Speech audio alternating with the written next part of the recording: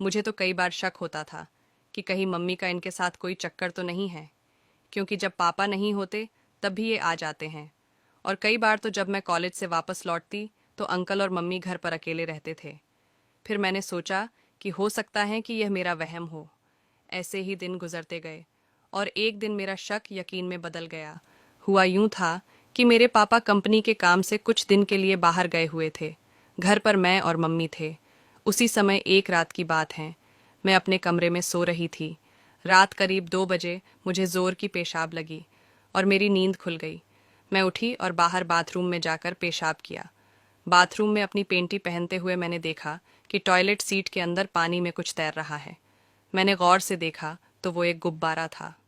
तब मैंने सोचा कि ये किसने यूज़ किया होगा और यहाँ क्यों फेंक दिया। मैं बाथरूम से बाहर निकली और देखा कि मम्मी के कमरे से कुछ सुगबुगाहट सी हो रही है।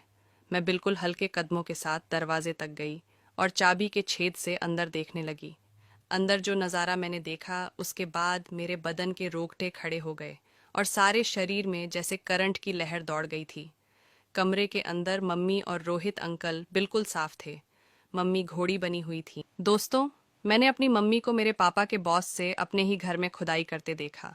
एक बार नहीं, बार बार देखा। अंकल की नज़र मेरे पर भी थी। दोस्तों, मेरा नाम मोना है और मैं दिल्ली की रहने वाली हूँ।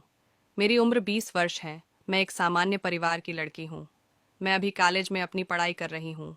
मैं एक खुले विचारों की लड़की हूँ और आजकल के हिसाब से बिल्कुल मॉडर्न हूँ।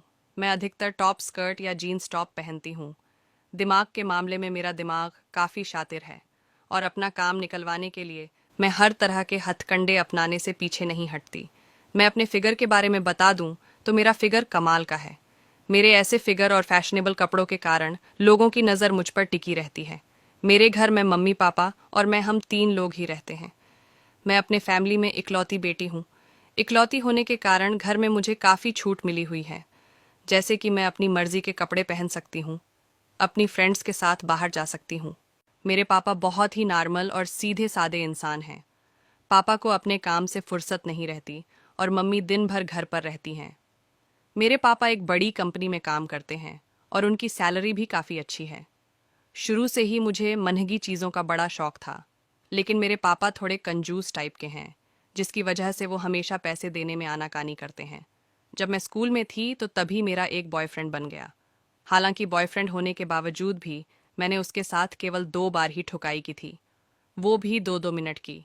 उन 2 मिनट की खुदाई में मेरे बॉयफ्रेंड ने मुझे संतुष्ट किया ही नहीं था, क्योंकि उसका पतला छोटा सा औजार उस काबिल ही नहीं था जो मेरी गुफा का ताला अच्छे से खोल पाता। लेकिन ऐसा नहीं था कि मुझे ठुकाई पसंद नहीं है। मैं अपने कमरे में अकेली सोती हूँ और रात में मोबाइल पर फिल्म देखना, कहानियाँ सुनना और फिर अपनी प्यारी सी गुफा में उंगली करना मेरा रोज़ का काम है।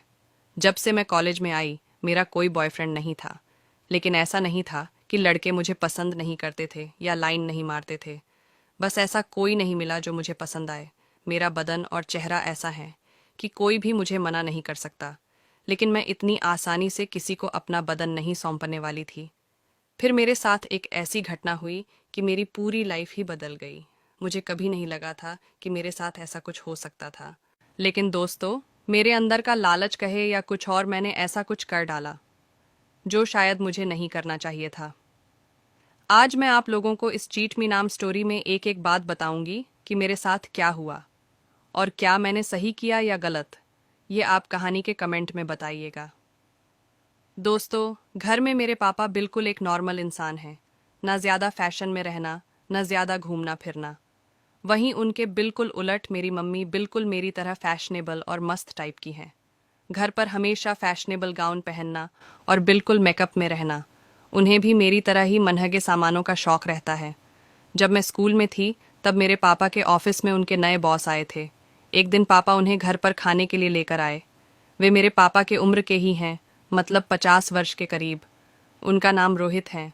उनके साथ हमारी फैमिली का मेल जोल बढ़ता चला गया और वे आए दिन हमारे घर आते थे। मैं उन्हें रोहित अंकल बोलकर बुलाती थी। वे हमारी फैमिली में इतने घुल मिल गए थे कि पापा घर पर रहें या न रहें, वे हमारे घर आ जाते थे और मम्मी के साथ घंटों बात किया करते थे। रोहित अंकल हमेशा मेरे लिए कुछ न कुछ गिफ्ट्स लाते रहते थे, जो कि मुझे काफ़ी पसंद आते थे। वे मम्मी के लिए भी कई बार गिफ्ट लाया करते थे और मम्मी के साथ उनकी काफ़ी अच्छी बनती थी।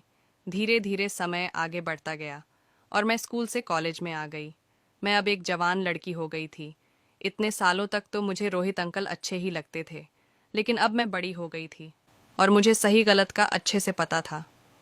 एक दिन मेरे साथ ऐसा कुछ हुआ जिससे मुझे रोहित अंकल के ऊपर शक होने लगा कि कहीं ये मुझ पर गलत निगाह तो नहीं रखते।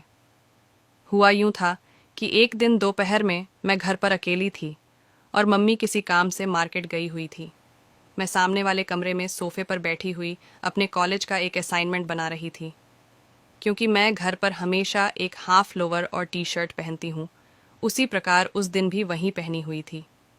अचानक से दरवाजे की घंटी बजी और मैंने दरवाज़ा खोला। सामने रोहित अंकल खड़े हुए थे और मैंने मुस्कुराते हुए उन्हें अंदर आने के लिए कहा। अंदर आकर वो सोफे पर बैठ गए और मैं उनके लिए पानी लेकर आई। मैंने उन्हें बताया कि मम्मी पापा बाहर हैं और अभी मैं बस घर पर हूँ। वे मुझे बैठने के लिए बोले और पानी पीते हुए मेरा असाइनमेंट देखने लगे। मैं उनके बिल्कुल बगल में बैठकर अपना काम करने लगी।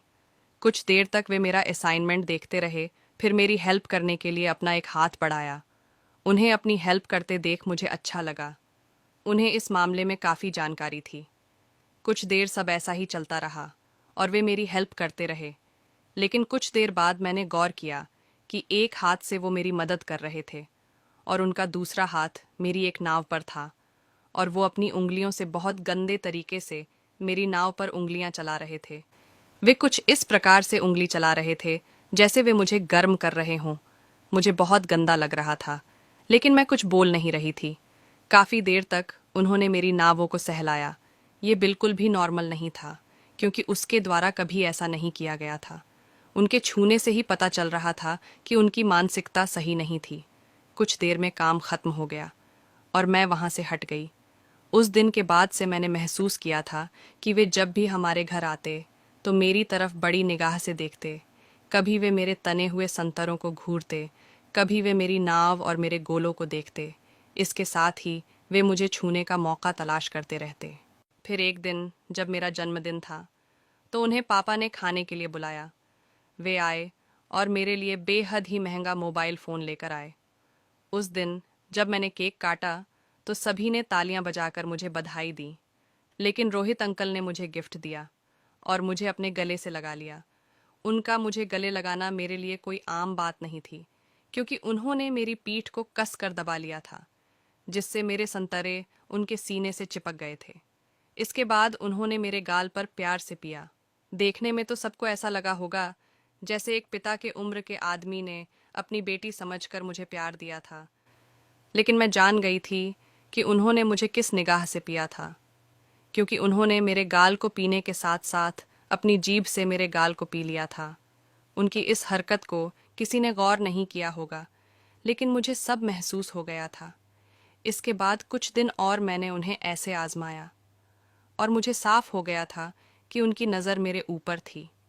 अब जब भी वे आते तो मैं बहुत कम ही उनके सामने जाती थी। ये ऐसी बात थी जिसके बारे में मैं किसी को बोल भी नहीं सकती थी, क्योंकि रोहित अंकल काफ़ी सालों से हमारे घर आ रहे थे और उन पर सब काफ़ी विश्वास करते थे।